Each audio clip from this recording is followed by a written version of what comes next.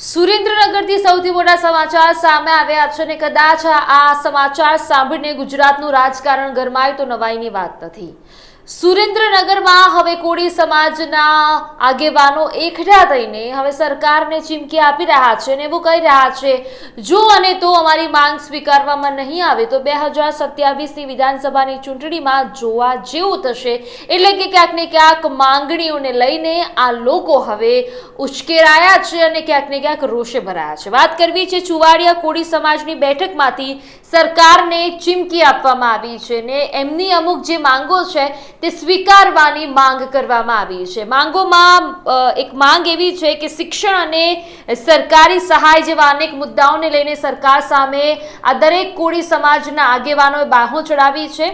આ જે ઘટના જે સ્થળે બની કે જે જગ્યાએ એ લોકો એકઠા થયા એ જગ્યા છે વેલનાથ આશ્રમ ખાતે આ સમાજની ચિંતન શિબિરનું આયોજન થયું।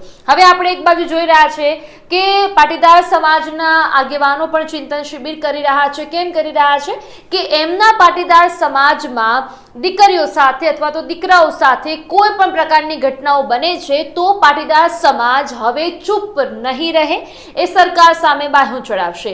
ચિંતન શિબિરનું આયોજન આ સાઈડ કોળી સમાજ કેમ કરી રહ્યું છે? કારણ કે તેમની માંગણીઓ સરકાર સ્વીકારે તેને લઈને ચિંતન શિબિરનું આયોજન કરવામાં આવી રહ્યું છે। કોળી સમાજના કિસ્સાઓ આપણને ખબર છે, તમે એ પણ જોયું છે કે બ્રિજરાજ સોલંકી જે આમ આદમી પાર્ટીના નેતા છે એ પણ કોળી સમાજથી આવે છે અને એમને પણ કોળી સમાજે ક્યાંક ને ક્યાંક એ બ્રિજરાજ સોલંકી એક એવો પ્રખર ચહેરો બન્યો હતો કે જેમને હર્ષ સંઘવી સુધીના પડકાર ફેંક્યા છે અને જે ઘનશ્યામ હીરપરાની જસદણમાં જે આખી હત્યા કેસ આવ્યો એમાં પણ બ્રિજરાજ સોલંકીનો સૌથી મોટો હાથ છે તેવું જોવા મળ્યું। એટલે ક્યાંક ને ક્યાંક કોળી સમાજ માટે બ્રિજરાજ સોલંકી પણ આગળ આવી રહ્યા છે અને હવે ફરીથી સુરેન્દ્રનગરમાં કોળી સમાજ પોતાની માંગણીઓને લઈને સરકાર સમક્ષ બાહો ચડાવી છે। સરકારને એવું કહ્યું છે કે અમારી જે પડતર માંગણી કઈ છે, સરકારી યોજનાઓ અને શિક્ષણ જે પાયાની કહેવાય કે જરૂરિયાત છે, એ બંને જો માંગણીઓ સ્વીકારવામાં નહીં આવે તો પછી અમે સરકાર સામે 2027ની વિધાનસભાની ચૂંટણીમાં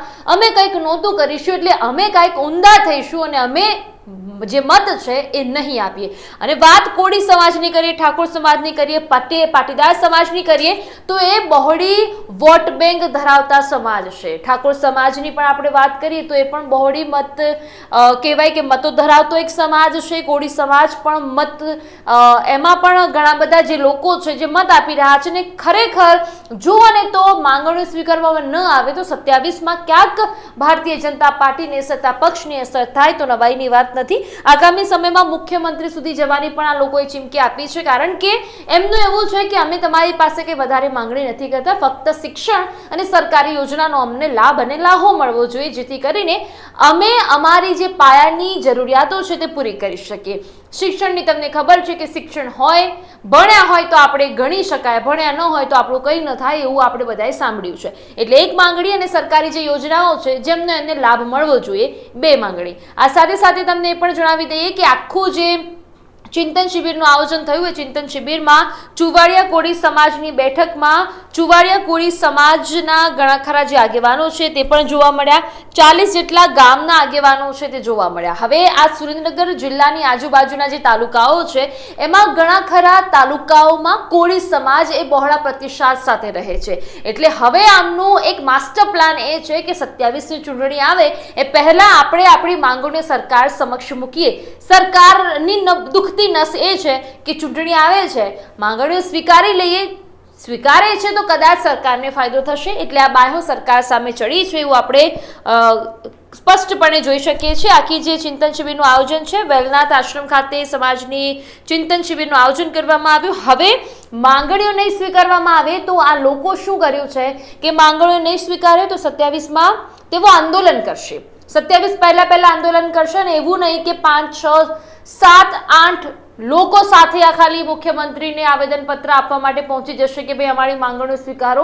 આ જનસંપર્ક પહેલા સાંધશે, આ લોકોને એકઠા કરશે અને એકઠા કરીને પછી એ મુખ્યમંત્રી રજૂઆત કરવા જશે. ભલે મુખ્યમંત્રીની ઓફિસમાં 2-3 ગણા ગાંઠા લોકોને જવા દેવામાં કેમ ન આવતા હોય, પરંતુ મુખ્યમંત્રીની ઓફિસની બહાર તો આ બધા બેસશે, જેથી કરીને ખબર પડે કે ભાઈ આ ખરેખર હવે લડી લેવાના મૂડમાં છે અને મોટું આંદોલન કરવાની પણ એમને ચીમકી આપી છે અને એમને એવું કહ્યું છે કે માંગણીઓ સ્વીકારવામાં નહીં આવે તો અમે મોટું આંદોલન કરીશું અને ઘણા ખરા લોકો આંદોલનમાં જોડાશે.